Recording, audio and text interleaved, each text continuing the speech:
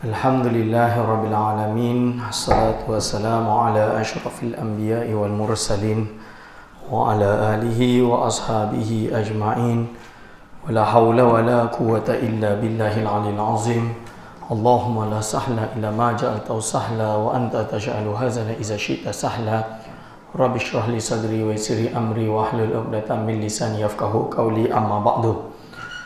Pada segenap asatizah, para alim ulama, pada segenap hadirin wal hadirat at-talabah, InsyaAllah kita mulakan pengajian kita kitab Al-Munqidh min ad-Dhalal karangan Al-Imam Hujjatul Islam Muhammad bin Muhammad Abi Hamid Al-Ghazali rahimahullah ta'ala.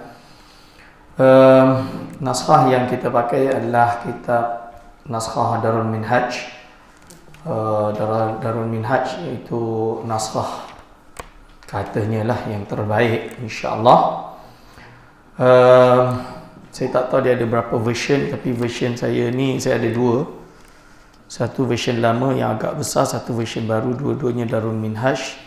Cuma sebab version yang lama yang besar tu saya bawa pergi ke Negeri Sembilan untuk pengajian di Negeri Sembilan, maka dia tersimpan di rumah saya. Maka yang ini version yang baru, saya letak di UIA, insya-Allah.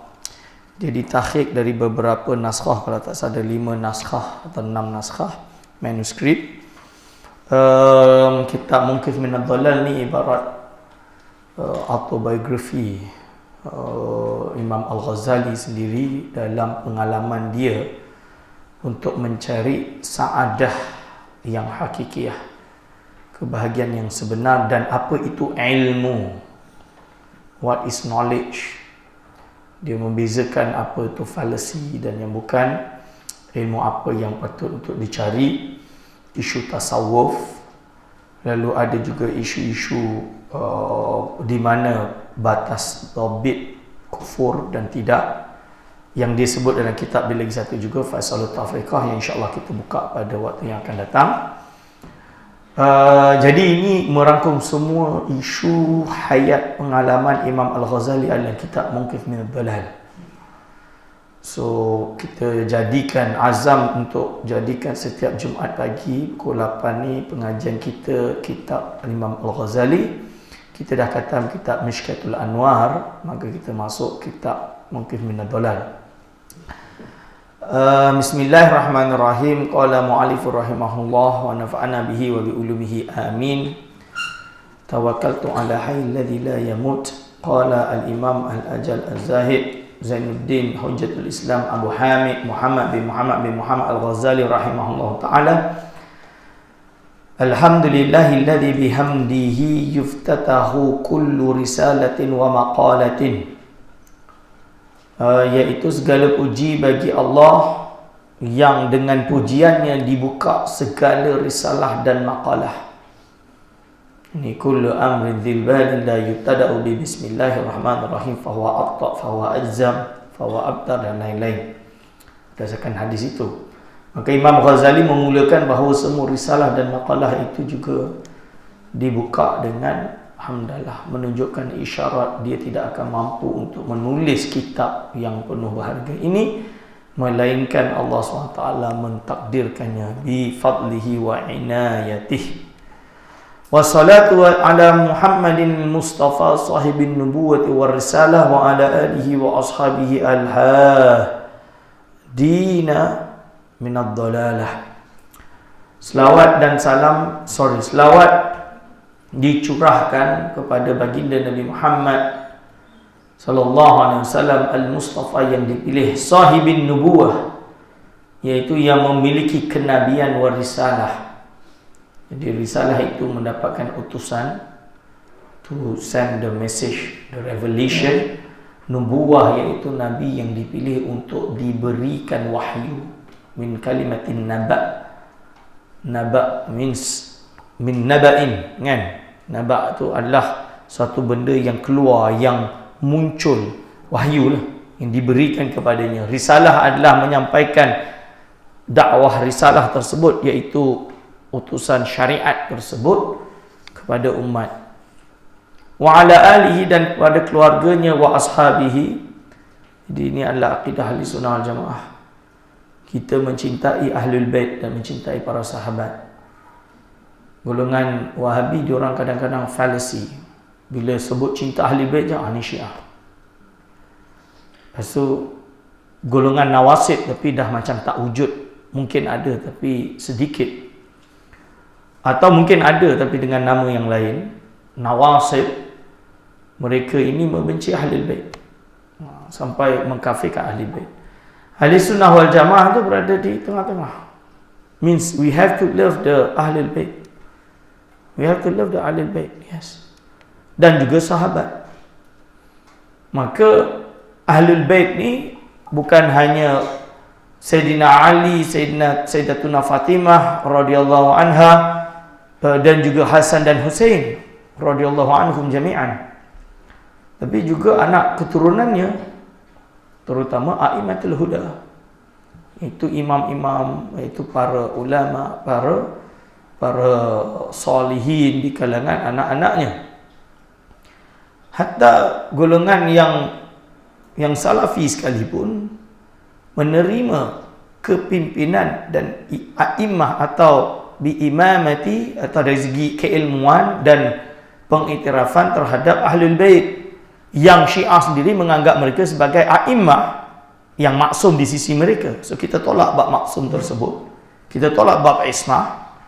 Tapi apakah tokoh-tokoh ahlul bait ini tak boleh kita ziarahi, tak boleh kita hormati dan tak boleh kita mengambil kalimat ataupun faedah dari mereka? Of course tidak. Of course kita kena ambil. Kerana apa? Kerana hatta golongan salafi sendiri menerima dia. Contohnya Al-Imam Ibn Taymiyah sendiri memuji. Siapa dia? Sayyidina Ali karamallahu wajah, Sayyidatuna Fatimah dapat anak Hasan wa Husain. Husain ada anak yang bernama Ali Zainal Abidin. Ali Zainal Abidin ada anak yang bernama Muhammad Al-Bakir. Muhammad Bakir ada anak. Jafar As-Sadiq. Jafar Sadiq ada anak, nama dia Musa bin Ja'far Kazim memiliki anak. Ali Ridha ada anak. Al-Jawad ada anak murid dan lain-lain. Yang sampai kepada a'immah atau imam-imam di kalangan Syiah yang disebut. Syiah tu menganggap semua tu imam. Tapi di sisi ahli sunnah kita mengiktiraf, hatta Ibn Taymiyah mengiktiraf mereka sebagai imam. Imam Zahabi memuji, Musa Kadzim dipuji. Bahkan Imam Ahmad bin Hanbal memuji Ma'ruf Al-Karhi, yang mana Ma'ruf Al-Karhi ini adalah murid kepada Ali Ridha. Imam Ali Ridha ni anak kepada Musa Al-Kazim. Musa Kazim. Jadi kalau kita nak bahas secara ilmiah, dia tak boleh hanya ini pergi ziarah Imam Syiah berarti dia tu Syiah. Tak boleh lah macam tu. Dan kalau macam tu, kalau kita ziarah khalifah tu, yani min khulafa'ir rasyidin, Sayyidina Ali karamallahu wajah di Najaf, apakah orang tersebut terus jadi Syiah? Come on. Ni kita jangan jadi berfikiran sengit. Tidak. Ahli sunnah membela dua-dua. Begitu juga Sayyidina Muawiyah radhiyallahu anhu, kita hormat dan kita terima dia kerana dia sahabat. Ini perbezaan saya dengan golongan Ahbash, sebab Ahbash memfasikkan Muawiyah. Tapi Al-Imam Ibn Hajar Al-Haytami dikarang kitab Fadailul Muawiyah. So ahli sunnah kita konsisten. Berarti apakah orang yang memfasikkan itu, padahal pada ulama ada yang melakukan perkara yang sama? Iaitu perbincangan yang panjang di kalangan ulama ahli sunnah. Di sisi ahli sunnah ada perbincangan yang panjang. Tapi kita konsisten. Madhab kita ikut Al-Imam Ibn Hajar Al-Haytami, tokoh besar dalam mazhab Syafi'i. Dia ada anak murid bernama Zainuddin Al-Malibari, pengarang kitab Fathul Mu'in. Dari kitab tersebut lahir ulama Melayu yang banyak. Ni kena ingat, Syekh Sulaiman Al-Kurdi, dia adalah tokoh besar yang mengembangkan manhaj Al-Imam Ibn Hajar Al-Haytami dalam kitab Fawaid Madaniyah dia. Dia ada anak murid daripada ulama, daripada alam Melayu. Dia panggil dalam fatwa dia disebut ja'a su'alun min Jawa, min biladil Jawa. Bukan Jawa tapi alam Melayu seluruhnya. Ini contohnya. So wa ashabihi al-hadina minad dalalati, yang mana mereka ini ahlul bait dan juga sahabat adalah yang diberikan hidayah.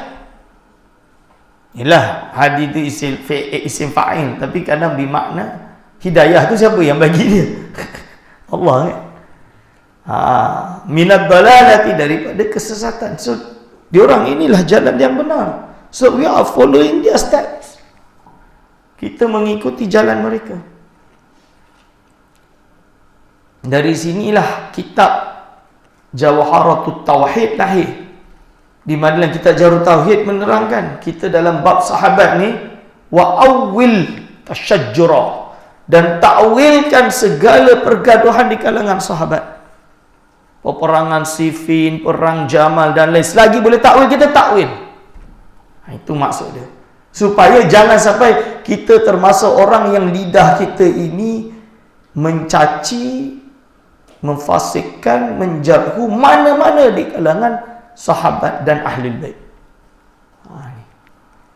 Kan aman, dua-dua baik, dua-dua selamat, dua-dua salah pendapat je, ijtihad je yang salah. Tak ada masalah. Kalau di sisi Allah tidak betul atau salah, kita tak bersalah sebab kita berusaha untuk faham. Yang bukannya benda besar pun. Yang penting kalau kita kafirkan dia, itu bahaya. Kalau tersalah, terkena pada kita. Amma ba'du, faqad sa'altani ayyuhal akh fid din. Maka benar-benar engkau telah bertanya kepadaku, wahai saudaraku fid din, dalam agama. Ana tak ada translation dia dalam bahasa Inggeris. Kalau ada boleh translation dia, saya baca bahasa Inggeris senang. Dan tak payah bahasa Melayu, syarahan bahasa Melayu, teks bahasa Arab. Tapi the best translation katanya wallahu alam adalah Montgomery Watts. Wallahu alam. Saya tak pernah baca yang teks Inggeris, tapi saya mengaji kat pondok teks Arab. Cuma naskah yang saya mengaji tu entah saya letak mana, cari tak jumpa. Baik, ini tahqiq, so dia lebih accurate. Sebab yang saya pakai itu daripada maktabah kitab Maktavi yang hakikat, yang dari Turki itu. Jadi Imam Ghazali, kebanyakan kitab-kitab macam ni adalah merupakan jawapan risalah yang Imam Ghazali kirimkan kepada anak dia, anak murid dia. Yang anak murid dia tanya. Kalau al-akhu fid din is basically more towards his student.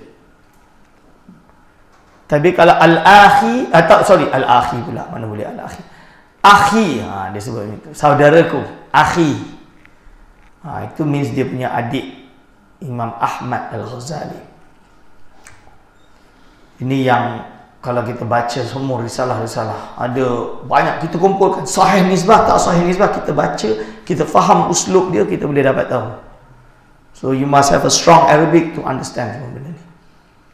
An abutha ilaika ghayatal ulumi wa asraraha. Untuk aku sebarkan kepada engkau, iaitu ghayatul ulum, tujuan nak dapat ilmu ni. Ghayatul ulum, what is the final destination of knowledge, wa asraraha, and the secret of knowledge.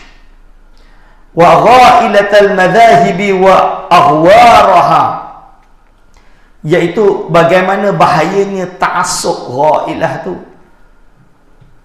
macam ialah orang yang fanatik dengan mazhab tersebut dan kerusakan school of thought.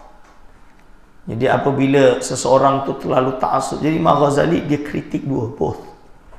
Dia kritik orang yang terlalu ta'assub dengan, hatta dalam Asy'ariyah sekalipun. Dia kata terlalu ta'assub.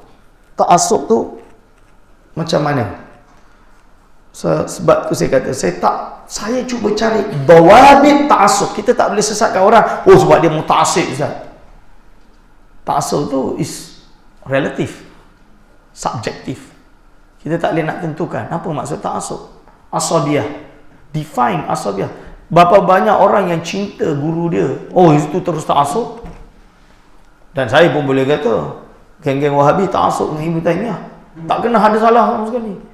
Syekh Utsaimin tak pernah ada salah sama sekali. You cannot, sama lah tokoh-tokoh yang ada kat Malaysia ni langsung. Tak boleh, you cannot be like that. So, it's tak jelas. So, apa maksud ta'assub? Jadi, itu yang soalan yang saya tanya kepada Syekh Wahbah Zuhaili tahun 2011 di Shah Alam. Dia jawab, ta'assub ni yang dhabit yang paling jelas is takfir. Takfir yukhalif, itu batasan yang tak boleh masmuh. Jadi dah jadi sesat. Dan for a while, saya pegang pada kalam dia, tapi saya still nak cari hujah. Waktu saya di Maghribi, baru saya sempat baca kitab Faisalut Tafriqah, baru dapat akses. Sebelum ni ada dalam bentuk majmu'ah, tapi it doesn't interest me to baca Faisalut Tafriqah. Tapi bila saya kat Maghribi, baru saya baca kitab Faisalut Tafriqah, nampak Imam Ghazali sendiri dia tengah criticize ba'du ghulatil Asy'ariyah. Sebahagian orang yang ekstrim di kalangan Asy'ariyah, dia Asy'ari, tapi kerja dia apa? Duk takfir orang. Ini bukan manhaj dia. Mengkafirkan sesama ahli kiblat, mengkafirkan orang yang syahadah. Padahal hadis Nabi jelas, orang yang bersyahadah dijaga ismah, dijaga maksudnya bukan maksum tak berdosa, maksudnya dia itu dijaga darah dia. Sebab apa? Bila orang menuduh seorang itu khuruj anil millah, terkeluar daripada agama, berarti halal darah dia, halal keluarganya, halal halal hartanya. Kan? Ni man baddala dinahu faqtuluh. Alasan dia macam tu. Sebab itu kita kena hati-hati. Bab takfir ni. So dalam kitab Faisalut Tafriqah, panjang disyarahkan. Of course, dia sebut juga dalam kitab Al-Iqtisad fil I'tiqad, for those who registered from Usuluddin department, all of you going to take Usuluddin 1 and 2. So Usuluddin 2, you will be reading Iqtisad fil I'tiqad bahagian tu. Dia akan syarahkan bab tersebut. Itu boleh baca sendiri sebenarnya. But of course, kena ditekankan dawabit tersebut supaya syubhat yang menafikan pendapat Imam Ghazali tersebut dapat dijawab. Sebab contohnya Syekh Abdullah Harari, dia kritik Imam Ghazali dalam bab ni. Dalam kitab Tahdzir Syar'i Al-Wajib, dia rod Imam Ghazali. Dia kata Imam Ghazali dah atala an-nafasa, dah panjang sangat dah nafas dia nak bahas benda ni. So, ana baca tu macam, ya Allah, Imam Ghazali dikritik macam tu. Ini hadir wal hadir hafizakumullah. Tak bagi Imam Ghazali, dia bagi dawabit. Mana tempat jatuh kekufuran dia? Ini. Dia berdawabit dia. Lalu dia kata, wa ahkiya, wa ataf kepada an abutha ilaika, dan aku menceritakan laka padamu,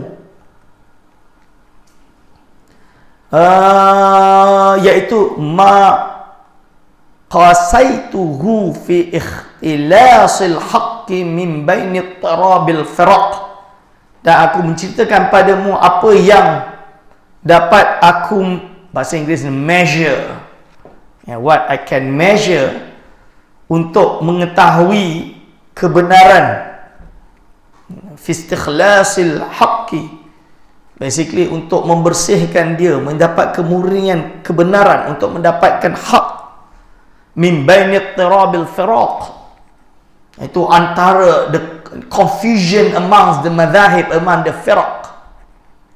Ini dia cuba untuk bersihkan supaya dia nak tahu what is the right path, ma'a tabayunil masaliki wa turuki, berserta untuk membezakan jalan-jalan manhaj, untuk tahulah tabayunil masaliki wa turuki. So apa manhaj yang betul, wa mastajra'tu alaihi minil irtifa'i an hadidit taqlidi ila yafa'il istibsar. Dan apa yang menyebabkan aku dapat iaitu keluar atau hilangkan atau keluar daripada belenggu taklid, kan, sampai untuk mencapai kepada yafa'il istibsar, iaitu pemandangan yang you can see everything, you can see with yafa'il istibsar ni macam murtafi' min kulli syai', iaitu dia goes to the higher level to be able to see all. Semua mazhab ahli sunnah, sufi ke, batiniyah ke, tak apa, dia tengok. So dia lebih tinggi dari semuanya untuk dia tengok dengan insaf. And we have to be like that. Untuk tengok dengan insaf, dengan adil. Wa tafattuhu awalan min ilmi kalam, dan apa yang aku dapatkan faedah pertama sekali daripada ilmu kalam. Ini yang banyak orang tak faham. Jadi ada yang memandang ilmu kalam is everything, means the truth is ilmu kalam, that's it. That is not correct. Ilmu kalam is just a tool. Dan dia, Imam Ghazali kata ilmu kalam bukan untuk kashfil haqa'iq. But ini di sini dia nak bagi tahu termasuk apa yang dia dapat. Yes, ilmu kalam banyak faedah yang boleh kita dapat. Ada pula yang menafikan, membatilkan ilmu kalam. Golongan Hasyawiyatul Hanabilah. Mungkin pada hari ini golongan Salafi lah. Dia anggap ni bid'ah. Ilmu kalam ni bid'ah. Dia quote pendapat ulama salafus soleh dhammul ilmil kalam dalam menganggap keji ilmu kalam. So, ilmu kalam kalau orang baca dalam kitab Ihya dah jelas dah. Ilmu kalam tu ada dua. Ada ilmu kalam yang sebelum dibersihkan, ada ilmu kalam yang setelah dibersihkan. So kalau ilmu kalam yang sebelum dibersihkan itu golongan Mu'tazilah yang diorang bawa. But if you've cleansed it, dah bersih dah, so apa masalah kita pakai? Ada yang ambil perdebatan antara Imam Haris Al-Muhasibi dan juga Imam Ahmad bin Hanbal.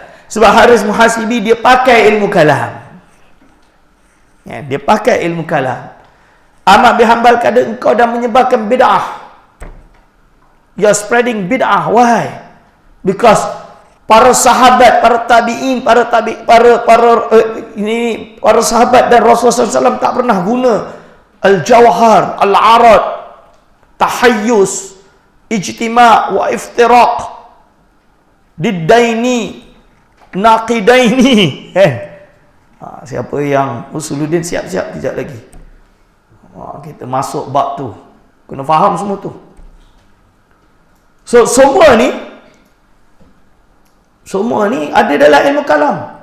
Dia kata tak ada ni dalam kitab, dalam ulama salafus soleh atau para sahabat dan Rasulullah SAW tak guna. Betul. Tapi jawab Haris Muhasibi, tunggu dulu. Kita lawan Mu'tazilah. Untuk jatuhkan Mu'tazilah, you use istilah dia untuk jatuhkan dia. Apa masalah dia? Ni. Tapi kalau orang-orang betul-betul jadi salafi hari ini, dia patut dah baca Ibn Taymiyah. Ibn Taymiyah melakukan apa yang Imam Ghazali guna sebenarnya. Apa yang Haris Muhasibi guna. Jadi Ibn Taymiyah sendiri menulis kitab nama dia Dar'ut Ta'arud Baina Aqli wa Naqli. Kalau anda baca tu kitab ilmu kalam. Cuma dia gunakan ilmu kalam untuk dia rad Imam Fakhruddin Ar-Razi. Kitab tu dia rad Imam Fakhruddin Ar-Razi, for your information. Imam Ibn Taymiyah.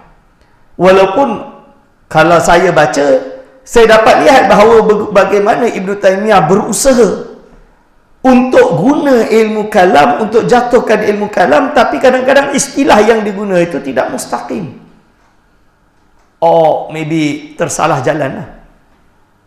Contoh dia isu, dia bagi makna, boleh guna istilah tajsim. Jisim tu boleh. Dengan makna jisim tu maksud dia benda yang wujud. Ini kelas Arif dulu dalam Usuluddin pernah student Morocco tanya. Dia bawa, okey, kita jawab balik. Bukan sebab dia berbeza kita tak betulkan dia, tak. Dia dapat A. Dia dapat A sebab dia datang dengan hujah. But of course ada jawapan dia, kita jawab dengan betul lah, dengan ilmiah. Dan alhamdulillah dia open minded, dia menerima and dia accept ilmu kalam. Now dia dah jadi mutakallimin. Dan dia kata banyak orang dia confused sebab awal orang belajar, otak dia mudah nak terima yang mudah, to everything to be simple. Kenapa nak kena ikut mazhab usul fiqh? Susah. Ikut Quran sunnah khalas. Mungkin Rasul kata ikut Quran sunnah, ya, tak ada masalah. But once you go inside Quran dan sunnah, if you tak ada tools, then you will be deviated. Why? Because you're going to read translation orang yang ala madhabi, orang yang tak ada mazhab. But when you already have the already a little bit of tools, now you know it's not as simple as that. Sebab bukan satu hadis je, hadis Nabi banyak. How do you want to answer, how do you understand hadis-hadis tersebut antara satu hadis dengan satu hadis yang lain. Ni antara ayat Quran dengan satu hadis. It's not as simple as, ini ada Sahih Bukhari, yang tu dalam Sunan Tirmizi, berarti kita tolak Sunan Tirmizi, kita pakai Sahih Bukhari. Boleh tak macam tu? Ulama kata tak semestinya. Sometimes Sahih Bukhari sekalipun sahih, but hukum dia dah kena mansukh. Ada Sahih Bukhari, but dia am. Sunan Tirmizi mungkin dia khas. Ini kita kena faham beza-beza. So it's not as simple as that. So ilmu kalam pun sama.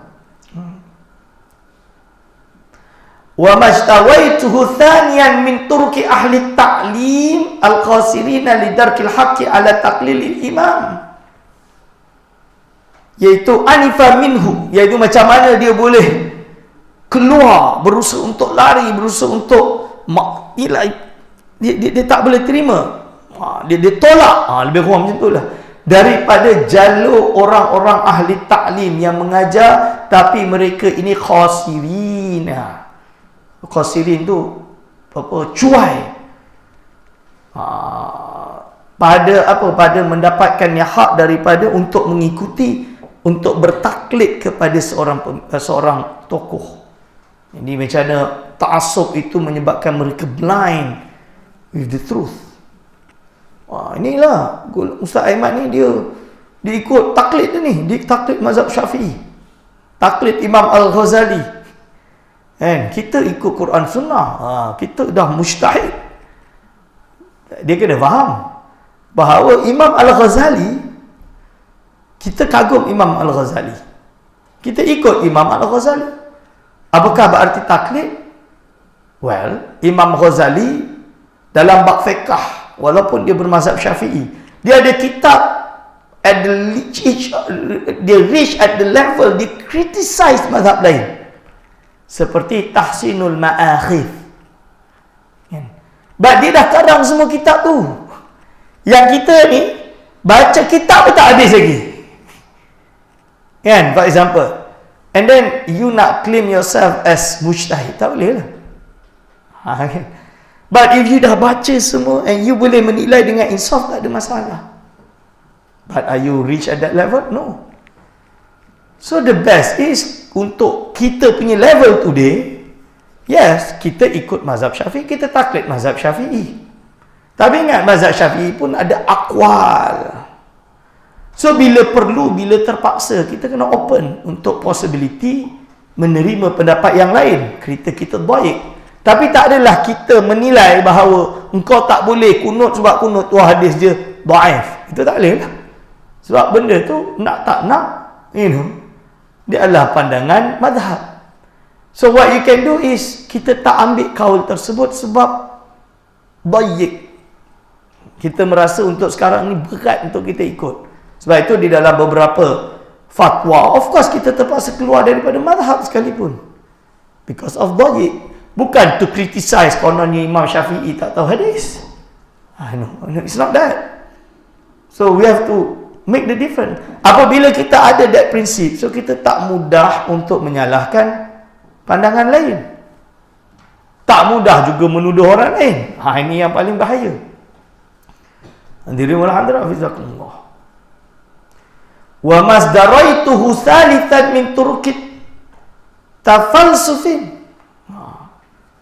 Jadi macam mana dia dia memang menolak, dia lawan, dia menolak jalur orang-orang falsafah.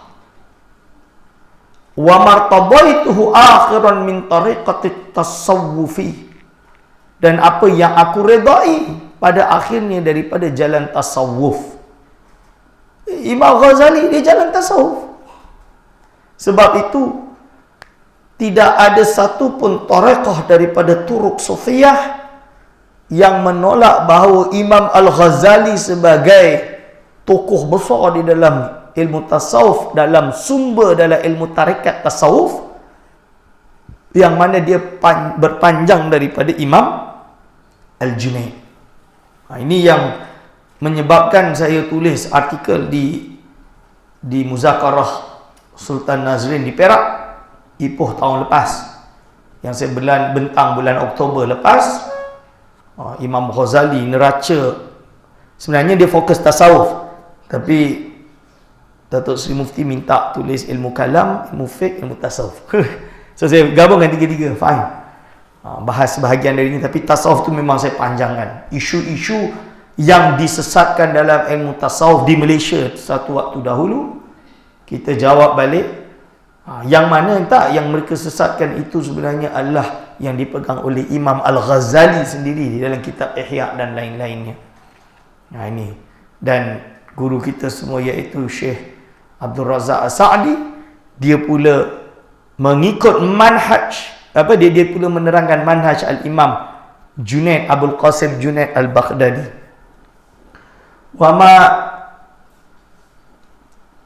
Wa ma tanakhala li fi tadha'ifi taftishi an aqawilil khalqi min lubabil haqqi wa ma sarafani an nashril ilmi bi Baghdad ma'a kathratit talabah, yaitu apa juga yang menjadikan aku ini yaitu tanakhala li fi tadha'ifi taftishi, yaitu apa tanakhala, apa terjemahannya? Yang aku ambil, macam mana yang aku dapat dapat kemanisan, dapat kemaduan, dapat itu nakhlah, tanakhala li bagiku fi tadha'ifi taftishi, di dalam tadha'ifi taftishi, yaitu bagaimana aku mentaftish atau menghurai aqawilil khalqi, pendapat-pendapat mankhul, dari perkataan mankhul. Imam Ghazali dia ada kadang kitab mankhul yang dia ambil lepas daripada pendapat-pendapat ulama, min lubabil haqqi, daripada perkara-perkara yang hak, wa ma sarafani, dan membuatkan aku berpaling daripada menyebarkan ilmu. Jadi apa yang dia dapat manfaat, jadi Imam Ghazali kata apa yang dia dapatkan, manfaat dia yang dia dapatkan daripada pendapat-pendapat makhluk ini, min lubabil haqqi, daripada perkara yang hak, dan apa yang telah memalingkan aku daripada menyebarkan ilmu di Baghdad, di Baghdad bukan zal, di Baghdad ma'akathrati talabah, walaupun aku memiliki banyak murid.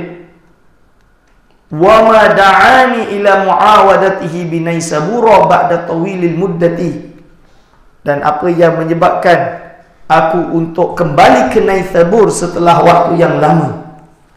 Maksud dia apa?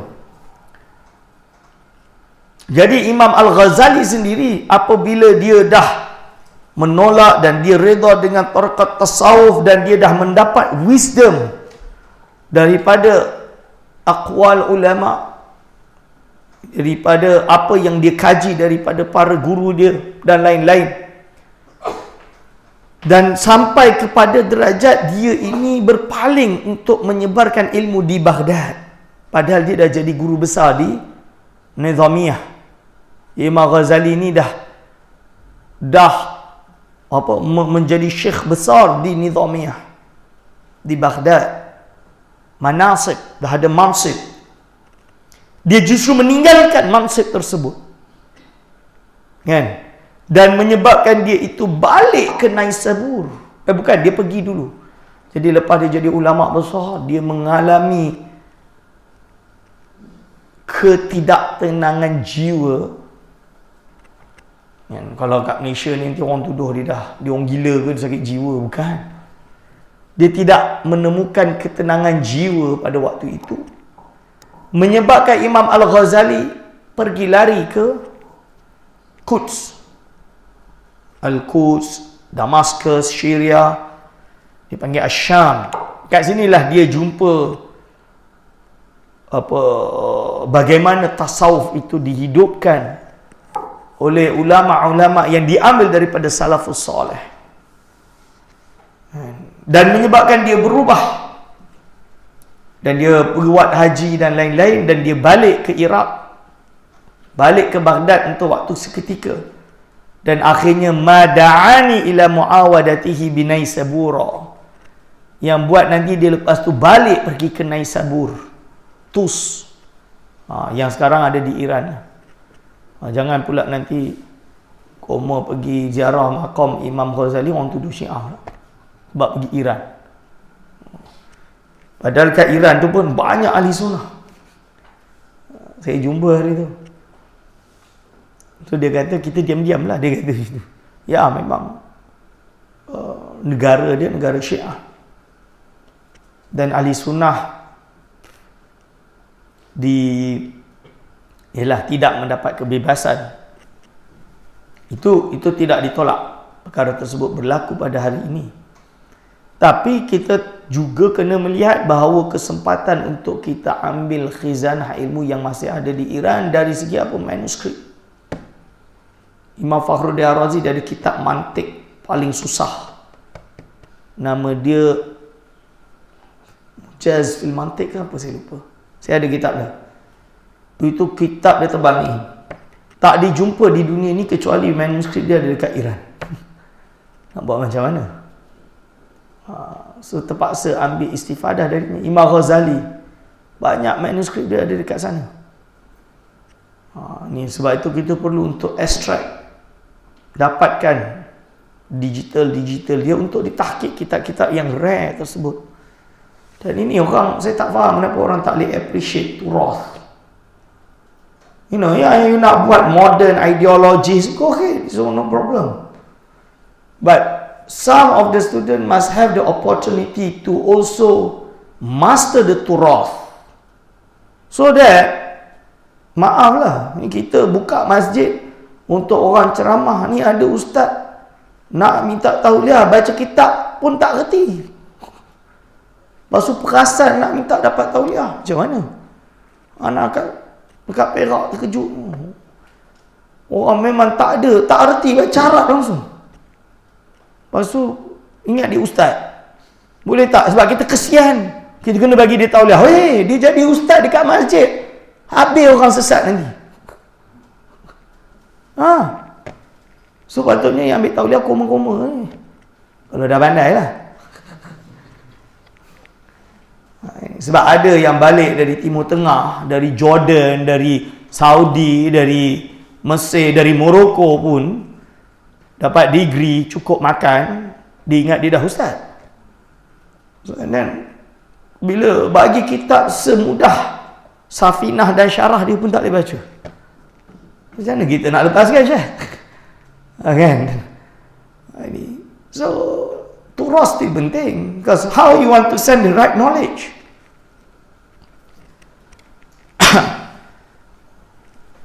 To strengthen the turas, especially ini IRK, Islamic Reveal Knowledge. Is Islamic Reveal Knowledge. If you don't even know how to read text, how can you say Islamic Reveal Knowledge? Buang reveal knowledge kalau macam tu. Sebab tu this kuliah supposed to be the kuliah yang beralih ke hadapan untuk modern ideologies and also turas, both perlu dijaga. Ada orang dia punya strength dalam modern ideologies, go ahead. Ada orang dia punya strength is turas, jangan pula ditutup. It has to be, go ahead, both. Kalau orang telis boleh buat, takkan orang Islam syahadah sejak lahir tak boleh buat. That is a simple example. That's why kita kena bagi peluang tersebut. Fabtadartu liijabatika. Maka aku pun bercepat-cepat untuk menjawab engkau. Ila matlabika, pada apa yang kau tuntut. Ba'dal wukufi ala sidqi raghbatika, setelah iaitu melihat, wukuf tu berdiri, maksud dia after mendengarkan dan dapat lihat kebenaran kehendak engkau. Banyak dia guna nak terjemah tu terpaksa majas lah. Majas. Jadi majas tu memang ada dalam semua bahasa. You cannot reject majas.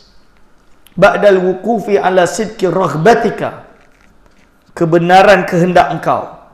Wa qultu musta'inan billah, dan aku berkata dengan memohon bantuan daripada Allah SWT. Wa mutawakkilan alaihi, dan bertawakal atasnya. Wa mustawfiqan minhu, iaitu dengan memohon taufik daripada Allah Subhanahu wa taala. Taufik itu adalah diberikan jalan yang lurus oleh Allah Subhanahu wa taala. Iaitu Allah SWT menunjukkan the right path. Ini. Wa multaji'an ilaihi, dan to seek refuge towards him, means memohon pertolongan kepada Allah lah. Maka dia kata, i'lamu, ketahuilah kalian semua, ahsanallahu irsyadakum, semoga Allah SWT memperbaikkan irsyadakum, pengajaran kalian semua. Ini jadi apa yang memberi pengajaran kepada kalian semua. Al-an wa al-ana, dan sekarang lil haqqi qiyadakum, bagi atau perkara haklah menjadi pengikat kalian semua, pemimpin, qiyadakum, iaitu yang bind dan membawa kalian semua, memimpin kalian semua. Anna ikhtilafal khalqi fil adyani wal milali, summa ikhtilafal ummati fil madhahibi ala kathratil firaqi wa tabayuni turki bahrun amikun ghariqa fihi al-aktharun.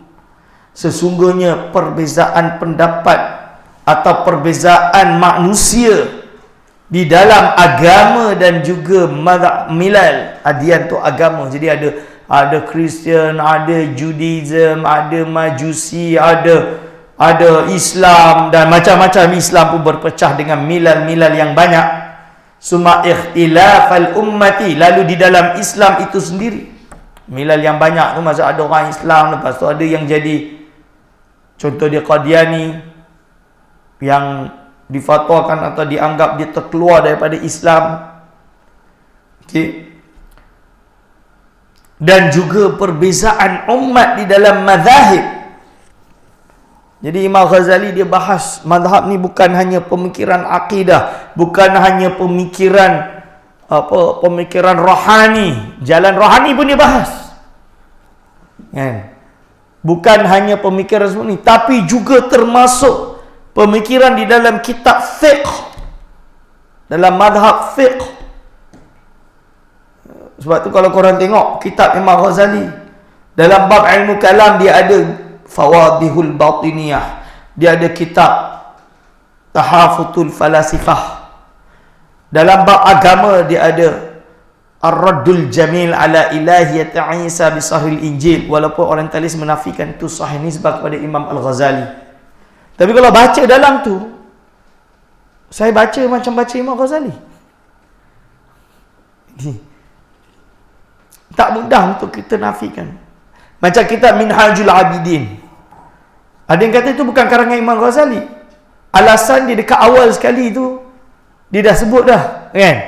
Dia sebut, ini yang aku dapatkan daripada guru Imam Ghazali. Iyalah tu imla dari Imam Ghazali. Ada yang mempertikai sebab ada maklumat dalam tu macam datang setelah Imam Ghazali. Ya, mungkin dia termasukkan. But the gist of Minhajul Abidin is from Imam Ghazali. Sebab tu orang kata tu karangan kitab Imam Ghazali. Minhajul Abidin. Ajaran dia tu tetap Imam Al-Ghazali, the madhab. So, nak tahu sihatun nisbah dan tidak, dia ada macam-macam, banyak aspek. And it will always still controversial. It will still open to debate. Kan? So, orang akan pertikaikan, orang akan kata ni karangan dia, orang akan kata dia bukan karangan dia. Ya. But you cannot ambil satu pendapat, ni jelas bukan karangan Imam Ghazali. Sebab apa? Sebab Syekh Saifuddin kata bukan. You cannot do that. And you also cannot say, ni bukan karangan Imam Ghazali. Why? Tengok, Frank Griffiths sendiri criticize. You kena baca lah apa hujah dia kata itu karangan Imam Ghazali. Syekh Saifuddin mungkin dia tak ada manuskrip. Manuskrip yang sangat muttasil. Ini contoh dia.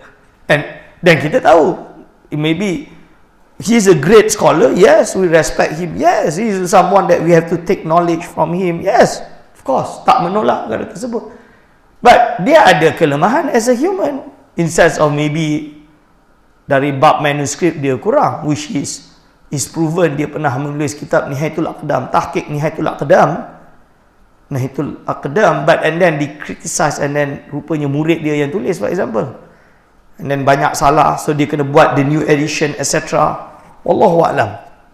Contoh dia lah. So, bab manuskrip, maybe that is dia punya weakness, but dia punya strength banyak, dan kita boleh ambil. Begitu juga dengan ulama' lain. So, you have to, kita jangan kufur nikmat. Kalau saya ambil semua. Hatta golongan salafi yang betul-betul insaf dan ilmu dia memang kita iktiraf, tak ada masalah untuk saya dengar dan baca ulasan dia. Sebab kalau saya tengok dia ni tak betul, saya tolak lah. Tolak bab tu belum tentu tolak bab lain. Ni you have to understand. But we do not have, kita tak boleh ada ad hominem. Just because kita benci dia, kita tak suka dia, beza mazhab dengan kita, kita nak jatuhkan personalia dia. Itu tak benar. That is bukan manhaj ilmu. And then this is not, UIA tak berpendapat macam tu, tuan-tuan. So we accept, we baca, and we nilai. Sebab itu ikhtilafal ummati fil madahib. Imam Ghazali dia ada karang kitab Tahsinul Ma'akhif. Tu kitab yang terakhir saya dapat, yang dicetak tahun 2018. Tapi kawan saya buat tesis PhD di Kenitra, dia buat 5 jilid je. Dia memang gila ni. Masya-Allah. 5 jilid pun sama, dari manuskrip yang sama. There's only one manuscript left in this world. Dia dicetak, yang saya beli tu dicetak di warna biru tu, Asfar apa, Kuwait ke Abu Dhabi ke, lebih kurang macam tu lah, Gulf country. Cuma dia kata, saya baca tu, cuma muhakkik dia tu bukannya faham Imam Ghazali, dia hanya menyalin. So yang kawan saya ni, dia lebih bagus lah tahqiq dia, dari manuskrip yang sama, cuma dia buat dulu tapi habis lambat. Dia punya manuskrip, dia punya tahqiq 5 jilid tu, dia bandingkan dengan Aqwa, reference lah, cross reference dengan banyak yang lain. Macam mana Imam Ghazali criticize mazhab-mazhab lainlah di dalam bab istinbat, usul fiqh kita panggil. Tahsinul ma'akhidh. Ni tahsin. Tahsin bukan sin. Tahsin sa. Hisnun. Apa maksud dia? Protection kan? To protect ma'akhidh. Sumber kita ambil. Ni Imam Al-Ghazali rahimahullah ta'ala. Ala kathratil firaqi, kerana banyaknya firaq. Kan? Banyaknya firaq. Wa tabayuni turuq, dan berbezanya manhaj. Turuq ni jalan. Manhaj dia macam-macam. Semua ni khabar anna baharun amikun ghariqa fihi al-aktsarun, adalah lautan yang sangat dalam yang mana banyak orang tertenggelam di dalam dia. Dia tenggelam dalam dia. Dia masuk dalam ni sampai dia tenggelam. Koma ni akan masuk lah bab ni. Ni hadir wal hadra abizakumullah. Wa ma naja minhu illa al-aqillun.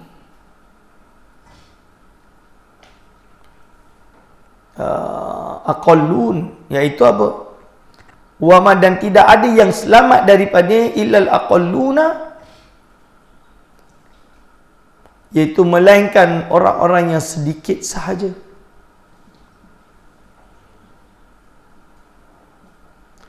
Iaitu tak banyak orang yang boleh selamat daripada perbahasan mazhab yang dalam-dalam ini. Wa kullu fariqin yaz'umu annahu naji, semua farq, semua golongan yang menyangka bahawa dia itu selamat. Wa kullu hizbin bima ladaihim farihun, Quran. Dan semua, all parties, not parti politik tapi parti, semua golongan, semua puak, bima ladaihim farihun, mereka ni memang apa yang diorang ikut ni, inilah yang diorang habis-habis diorang upkan. Hadirin wal hadirat hafizakumullah. So ini membukakan mata kita bagaimana Imam Ghazali dia boleh sampai derajat tersebut. Even though Imam Ghazali dia bukan mujtahid mutlak dalam bab mazhab fiqh. Walaupun Imam Ghazali mengarang kitab Al-Basit 10 jilid, 20 jilid, Al-Wasit, Al-Wajiz, Al-Khulasah, besar, tak kecil. Dan usul fiqh Al-Mustasfa, ada Al-Mankhul dan lain-lain. Dia ada kitab tersebut. Kitab tasawuf dia Ihya Ulumuddin, besar tu. Minhajul Abidin, risalah-risalah kecil, Bidayatul Hidayah, Mizanul Amal, kan? Banyak. Kitab akidah dia dalam Ihya ada, Qawaidul Aqaid, risalah Qudsiyah, Al-Iqtisad fil I'tiqad pun ada, Risalatul I'tiqad. Ni kitab Imam Ghazali bab akidah.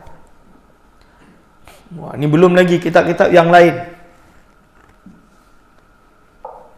So dengan banyak macam tu, kita yang karang kitab pun tidak sedap-sedap je nak menyesatkan, membodohkan, mengapakan Imam Al-Ghazali rahimahullah ta'ala.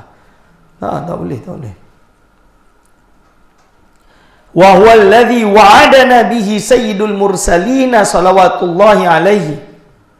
Dialah orang yang telah dijanjikan kepada kita oleh baginda. Ia adalah, bukanlah dia ialah perkara yang telah dijanjikan kepada kita oleh baginda sallallahu alaihi wasallam, wa huwa as-sadiqul masduq. Dan jelas kalau Nabi Muhammad SAW dia mesti betul. Sadiqu, yang betul, al-masduq, yang dibetulkan, yang benar, maksudnya yang diikuti. Haitsu qala sataftariqu ummati nayyifan wa sab'ina firqatan an-najatu minha wahidatun, iaitu sabda Nabi sallallahu alaihi wasallam bahawa umatku akan berpecah sebanyak lebih kurang 70 lebih lah golongan. Salasa wa sab'ina firqatan, 73 golongan contoh dia. Atau nayyifan ni kira-kira lah Kan 70 lebih lah, lebih kurang itu. Firqatan an-najiyah, dan yang selamat minha, daripada mereka itu, wahidatun, hanya satu, tuan-tuan dan puan. Wa qad kana ma wa'ada ayyakuna, dan benarlah apa yang Rasul telah janjikan tersebut, yang Rasul telah kabarkan tersebut, ayyakuna, ni it already happened. Yeah, is going to happen, is already happened, is happening. This is happening now. Ini zaman Imam Al-Ghazali. Hadirin wal hadirat hafizakumullah. Sebab tu kita tak boleh menolak kemungkinan terjadi perpecahan tu, kita tak boleh. Kita nak umat ni satu, memang kita nak umat ni satu. We have to strive, we have to cuba. Tapi benda itu tetap akan terjadi. Ni. Walam azal fi unfuwani syababi, dan ketika aku masih dalam umur mudaku, warai'ani umri mundu rahaqatul bulugha qabla al-bulugh al-20 ila al-an, wa qad anafa as-sinnu ala al-50, ataqahhamu lujjata hadzal bahr al-amiq. Jadi dari mula umur muda dia sampailah dia murahik, jambi baligh, sampai umur ke 20 sampai sekarang. Kan? Dan dia dah umur dia tu dah nak mencapai 50. Dia ni dah banyak berenang lah dalam lautan yang dalam ini. Wa akhudhu ghamratahu khawdal jasuri wala la khawdal jubbanil hadhuri. Aku dah berenang sedalamnya, lebih daripada batas dia, daripada jembatan dia dah melalui jambatan tersebut. La khawdal jubbani, bukan macam orang yang penakut yang nak berenang tersebut. Wa atawaghalu fi kulli muzlimatin, dan aku atawaghalu fi kulli muzlimatin wa atahajjamu ala kulli mushkilatin wa aqtahimu kulla waratatin wa atafahhasu an aqidati kulli firqatin. Dia dah gone through semua ni. Apa yang ada sesat dia lalui.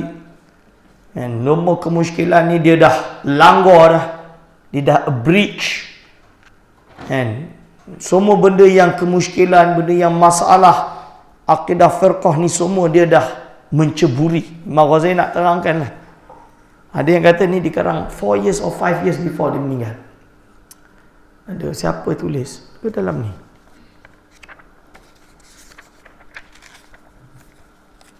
Kalau tak salah, kat mana saya ada baca dia punya face knowledge dia.